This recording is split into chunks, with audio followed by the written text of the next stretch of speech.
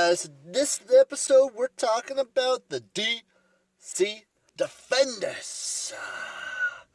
Now, this team is pretty interesting to me, just solely based off of the quarterbacks. You got Tyree Jackson out of Buffalo and Cardale Jones out of Ohio State fame. This guy did not come to play school. He came to play football, and he's on the D.C Defenders to do it. This also might be in the running for, biggest and, chonky. That's a good word, right? Chonky. This is probably in the running for biggest, mass for quarterback room.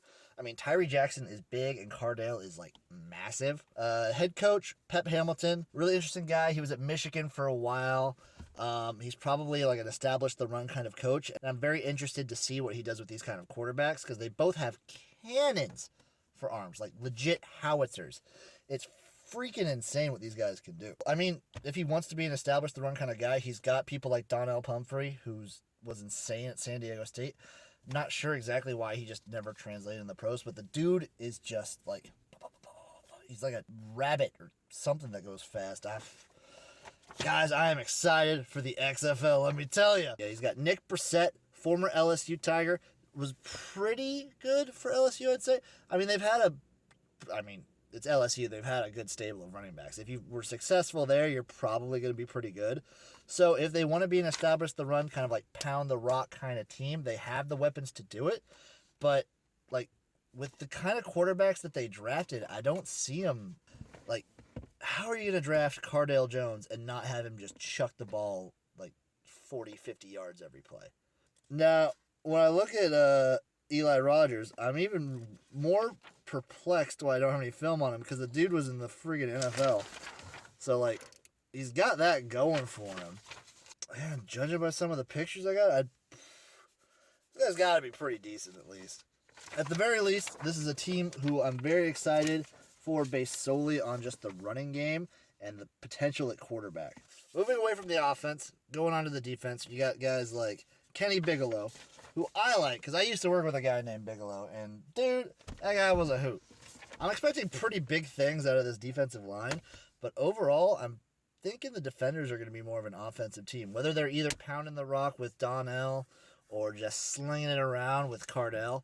This team should be pretty fun to watch, and I think they're going to be bumping. From what I've been reading, DC as a city is probably the most excited to have an XFL team. They have been pumping the market of DC like crazy, trying to drive up hype for this team, and I think the fans are buying into it. I think that's going to be one of the tougher places to play, honestly. And I like the coaching staff. I like the quarterback room a lot. And this running back core, this stable, these guys are crazy good. I think either them or Houston should probably be the overall favorite. So I'm pretty excited for the DC Defenders here. Coached by Pep Hamilton. Got a lot of experience around college and the NFL. He's been part of the Jets, 49ers, Bears, Colts. He coached at Howard, Stanford, Michigan. Dude's been all over the place, honestly. I really like that. On his staff, he's going to have offensive coordinator Tanner Ernstad. I think that's how you pronounce his name. Not exactly sure, which this leads credence to the whole worry that they're just going to be a run-the-ball kind of team, because the offenses of Michigan for the past, couple of years have been kind of stale. They've got Louis Cioffi, or Cioffi, I don't know how to pronounce his name. He's taking over after Jeff Fitzgerald stepped down. So overall, I think DC should be a really good team to watch. Pep Hamilton, I'm excited to see what he's like as a head coach in the XFL. He's got a lot of swagger to him. The offense should be really fun and explosive when it actually gets ticking. I say give them a couple weeks for them to actually get the hang of things.